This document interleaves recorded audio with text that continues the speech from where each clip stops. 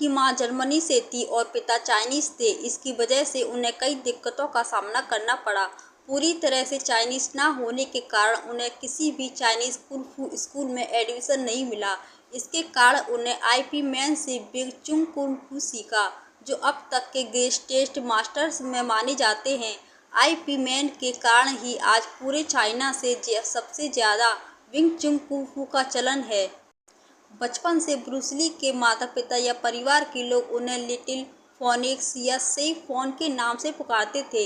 ये दोनों ही नाम लड़कियों के हैं, क्योंकि चाइनीज मान्यताओं के अनुसार बुरी शक्तियां घर के छोटे लड़कों को पसंद नहीं करती। इसलिए लड़कों को बुरी शक्तियों से बचाने के लिए उन्हें किसी लड़की का नाम दे दिया जाता है।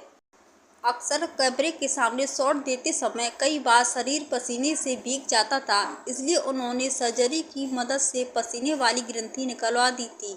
वो नहीं चाहते थे कि कैमरे के सामने पसीने के कारण उनका लुक गंदा दिखे और बिना पसीने के वे कैमरे में बहुत अच्छे दिखाई देंगे। हालांकि वे जानते थे कि ऐसा करना बहुत खतरनाक हो सकता है, इसके बावजूद उन्होंने ये फैसला लिया। ब्रूस ली अच्छे एक्टर फाइटर के साथ साथ एक अच्छे डांसर भी थे। उन्होंने बॉलरूम डांस को सीखा था और 1958 में हुए हांगकांग चा-चा डांस कंपटीशन को भी जीता था। जब वे डांस सीखते थे तो उन्होंने अपनी एक नोटबुक बनाई थी, जिसमें चा-चा डांस के 108 स्टेप लिखे हुए थे। आज उनकी नोटबुक हांगकांग के म्यूजियम में रखी गई है।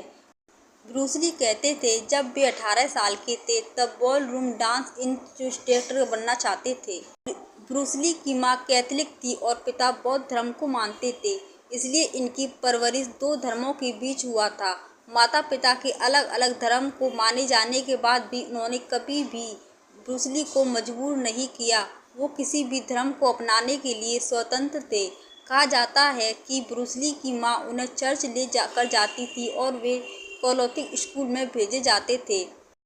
नास्तिक होने की बात उन्होंने खुद एक इंटरव्यू के दौरान स्वीकारा था। कहा जाता है कि वे 13 अगस्त 1970 को एक्सप्रेस कर रहे थे, जिसके कारण उन्हें पीठ दर्द की समस्या होने लगी। पीठ दर्द की समस्या इसलिए हुई क्योंकि उन्होंने वजन उठाने से पहले अच्छी तरह से वार्म अप नहीं किया था। इसका असर उनकी पीठ पर बुरी तरह पड़ा।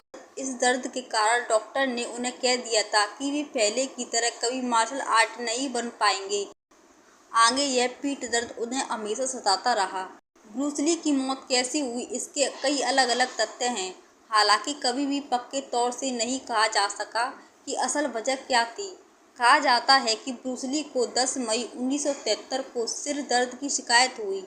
उन्हें तुरंत हॉस्पिटल ले जाया गया। इसके बाद 20 जुलाई 1973 को दोबारा सिर दर्द की समस्या हुई।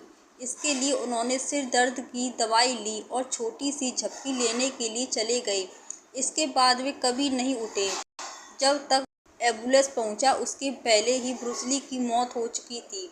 उनके शरीर में किसी तरह के घाव नहीं थे, लेकिन दिमाग सूज कर बड़ा हो गया था। ब्रूस ली की मौत के बाद उनके पेट में भांग पाया गया था। शुरुआत में माना जा रहा था कि शायद उनकी मौत भांग की वजह से हो सकती है, लेकिन क्वीन एलिजाबेथ हॉस्पिटल के डॉक्टर ने कहा कि ब्रूस ली की मौत की वजह भांग नहीं हो सकती। इसके बाद कहा जाने लगा कि ब्रूस ली भांग खाते थे। जब ब्रूस ली की मौत हुई तब उनकी उम्र सिर्फ 32 साल थी।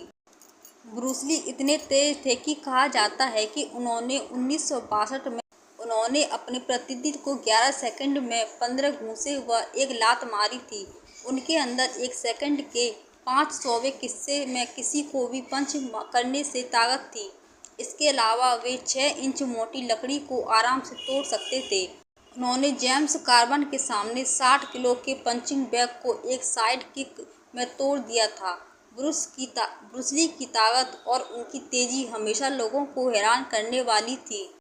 कुछ अध्ययनों में पाया गया है कि जो बहुत ही कम उम्र में बहुत ज़्यादा फेमस हो जाते हैं, उनकी मौत भी जल्दी हो जाती है। हमारी इस वीडियो को लाइक कीजिए, सब्सक्राइब कीजिए। नमस्कार।